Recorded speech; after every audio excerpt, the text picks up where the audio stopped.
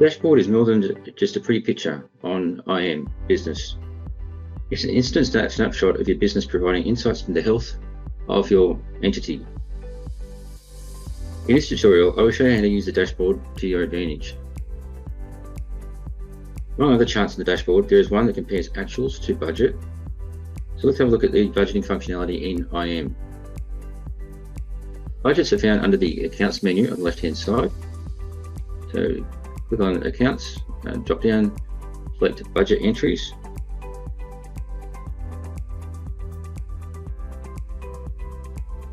Now it's just a simple case of entering your budget data either monthly, quarterly, or whatever period is appropriate.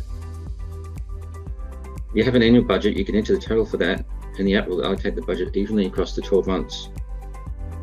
So for example, we had an annual budget for fees received.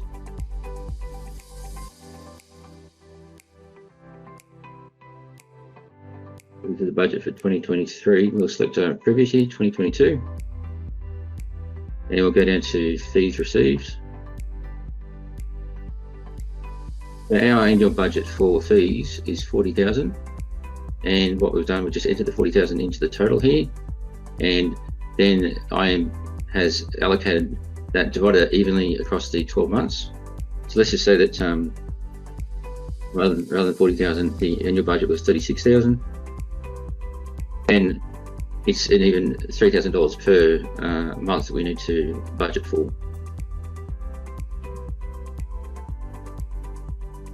I think we could do it just so we had an annual budget for accounting fees, just so that was say $2,400 per year, and that's an even split across each month of $200 per month.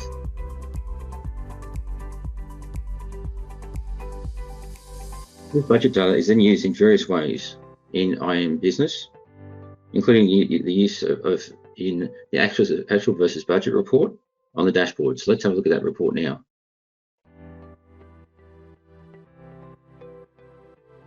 We'll go to the dashboard, and we'll go down to, just while that populates,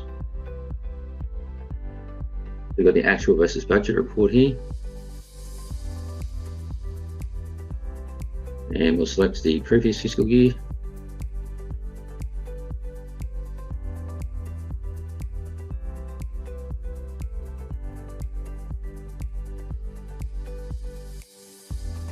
Okay, so it's just moved up part of the page, but that's okay. So select previous fiscal year. So here's the budget data that has been imported into that previous screen that I just showed you, and now it is used in this report. The budget figures are in grey and the actuals are in blue, and so it's a great snapshot of how the business is performing compared to budget.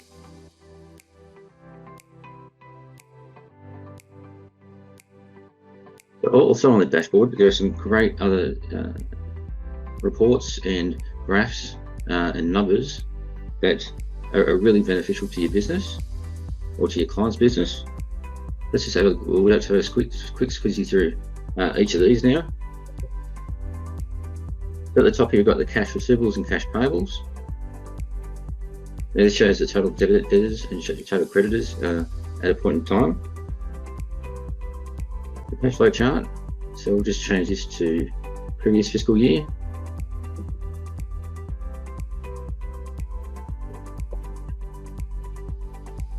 This shows the cash flow over the course of the year and the ebbs and flows of that. Below that, we just had a look at the actual versus budget report. Below that, we've got the listing of cash receivables and cash payables, and here we've just got a snapshot of them. These are not all of them for this period that make up that total up the top here. But if you want to see the rest of them, you just click on View All. And below that, we've got a cumulative profit and loss. So if we just have a quick look at that and what that means and what that does. So we just selected the previous fiscal year to get the data for last year. rather than a monthly P&L, we're showing the growth in profit over the 12-month period, which is a really handy report. Below that, we've got the top expenses for the year, which show the previous fiscal year. If you want to find out where all your money is being spent in a period of time, this donut is a great place to identify that. So you just click on it, you go around the donut, and you'll see the total expenses for the year.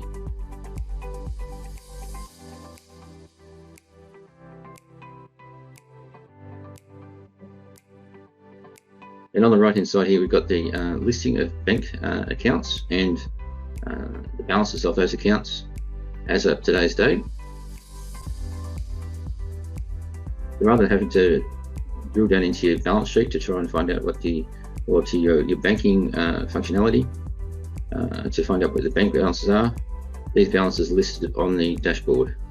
A very convenient, very handy place for those to be.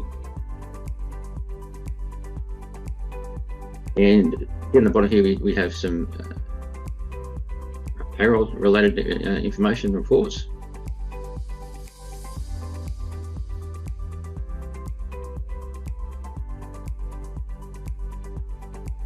So these are in an easy to read format.